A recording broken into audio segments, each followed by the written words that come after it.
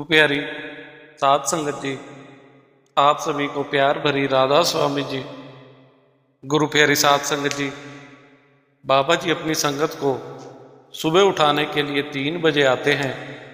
उसके बाद जो संगत उठ जाती है उसकी वह रजिस्टर में हाजिरी लगाते हैं।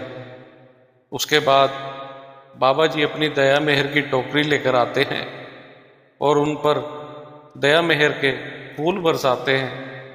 जब भी भजन सिमरन पर बैठो, उस कुल मालिक के आगे हाथ जोड़कर अरदास करो और कहो, हे परमात्मा, हे मेरे मालिक, हे मेरे सतगुरु, हम आपके उठाने से उठ गए हैं। अब हम भजन सिमरन में बैठें तो मेरा भजन सिमरन में मन लगे और मुझे अंदर का रस आए। बाबा जी, मुझ में इतनी ताकत नहीं है कि मैं खुद उठकर भजन सिमरन कर सकूं। आप ही मुझे 3 बजे नींद से उठाकर भजन सिमरन पर बिठा सकते हो। बाबा जी, मुझ में इतनी हिम्मत नहीं है कि मैं खुद उठकर बैठ सकूं। रुपहरी साध संगत जी, आज हम आपको जो साखी सुनाने जा रहे हैं वह एक पाठी जी ने हमें खुद सुनाई है। काफी समय पहले पाठी सत्संग से पहले स्टेज पर बैठकर ही शब्द की तैयारी किया करते थे। एक पाठी था जिसके मन में काफी घमंड आ गया था।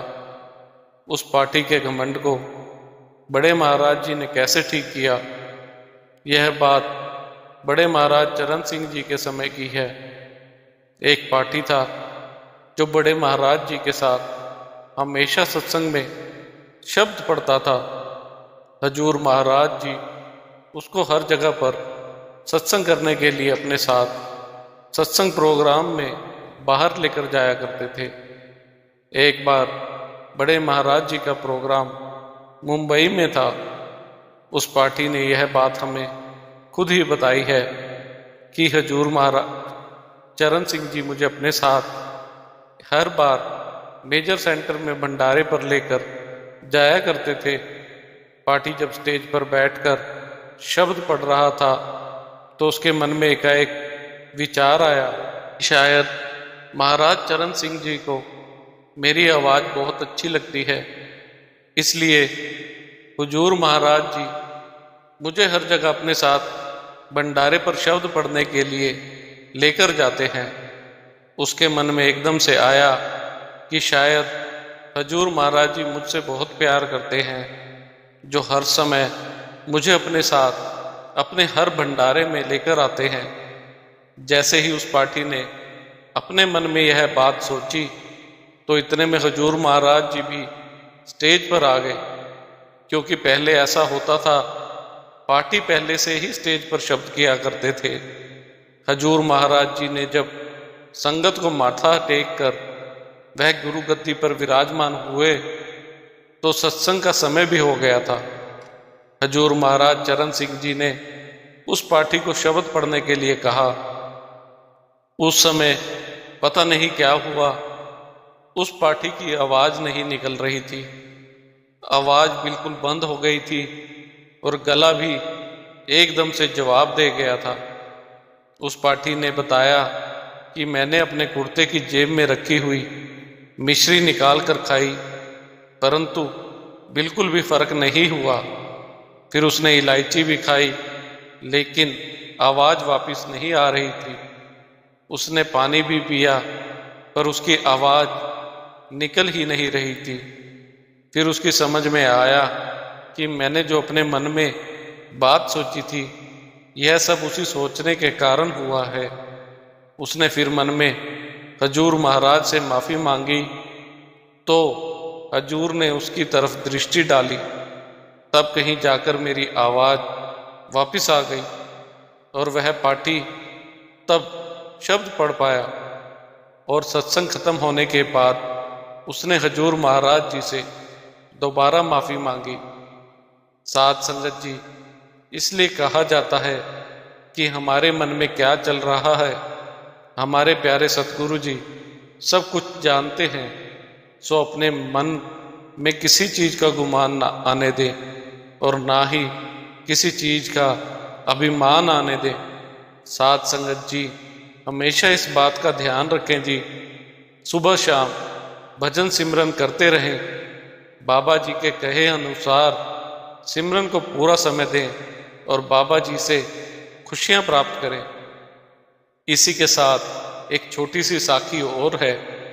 एक बार एक संत महात्मा सत्संग कर रहे थे। उनके पास एक आदमी आया और बोला, महाराज जी आप प्रवचन करते समय कहते हैं कि कड़वे वचन, कठोर वचन बोलने वाले लोगों के अंदर भी नरम हृदय हो सकता है। मुझे आपकी इस बात पर बिल्कुल भी विश्वास नहीं होता। तब संत महात्मा उसकी बात सुनकर थोड़े गंभीर हो गए और उन्होंने उस आदमी से कहा कि मैं तुम्हारे इस प्रश्न का जवाब कुछ इस समय ही तुम्हें दे पाऊंगा। वह आदमी उस वक्त अपने घर वापस लौट आया। लगभग 1-2 महीने के बाद वह आदमी फिर उस संत महात्मा के पास पहुंचा। उस समय संत महात्मा जी सत्संग कर रहे थे। वह आदमी संगत के बीच में जाकर आराम से बैठ गया। सत्संग खत्म होने के बाद संत महात्मा ने उसे अपने पास बुलाया और उस आदमी को एक नारियल दिया और उससे कहा, बेटा इस नारियल को तोड़कर इसकी गिरी निकालकर तुम सारी संगत में बांट दो। वह आदमी उस नारियल को तोड़ने लगा। नारियल बहुत सख्त था। बहुत कोशिश करने के बाद भी वह नारियल उस आदमी से नहीं टूटा। उसने कहा, संत महात्मा जी यह नारियल बहुत सख्त है, अगर कोई औजार हो तो उससे मैं इसे तोड़ दूंगा। संत महात्मा बोले, भाई तुम औजार लेकर क्या करोगे, थोड़ी और कोशिश करो, शायद यह टूट जाएगा। वह आदमी फिर उस नारियल को तोड़ने लग गया। कुछ देर कोशिश करने के बाद इस बार वह नारियल टूट ही गया। उससे नारियल की गिरी निकली और टुकड़े करके सारी संगत में थोड़ी थोड़ी बांट दी। और उसके बाद वह आदमी खुद जाकर एक कोने में आराम से बैठ गया। एक एक करके सारी संगत वहां से वापस चली गई।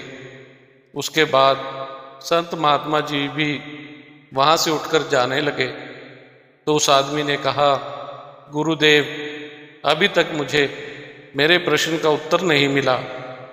संत महात्मा मुस्कुराए और बोले, बेटा तुम्हारे प्रश्न का उत्तर तो मैंने तुम्हें कब से दे दिया, पर तुमने उसे पूरा समझा नहीं।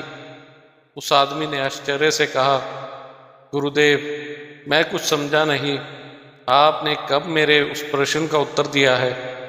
संत ने उस आदमी को समझाया, देख बेटा, जिस तरह कठोर नारियल के गोले में नरम गिरी होती है, उसी प्रकार कठोर से कठोर व्यक्ति के हृदय में नरम दिल होता है।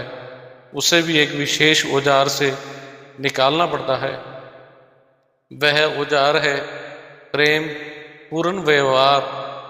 यदि किसी के कठोर आचरण या प्रश्न का जवाब प्यार से दिया जाए तो उसके भीतर का नरम हृदय अपने आप बाहर आ जाता है। वह इंसान खुद ही सबके साथ अच्छा व्यवहार करने लग जाता है। इंसान का अच्छा व्यवहार कठोर हृदय को भी कोमल बना सकता है। इसलिए हमें सबके साथ प्यार से बोलना चाहिए, क्योंकि सबके अंदर हमारे सतगुरु, हमारे कुल मालिक बैठे हुए हैं। कभी भी किसी के साथ बुरा न बोलो, हमेशा सबके साथ मीठा बोले। इसी के साथ ही इजाज़त चाहते हैं। मिलते हैं अगली साखी में। तब तक के लिए राधा स्वामी जी। अगर आपको आज की हमारी ये साखी अच्छी लगी हो तो कमेंट में राधा स्वामी जी अवश्य लिखें और चैनल को सब्सक्राइब करना ना भूलें जी। राधा स्वामी जी।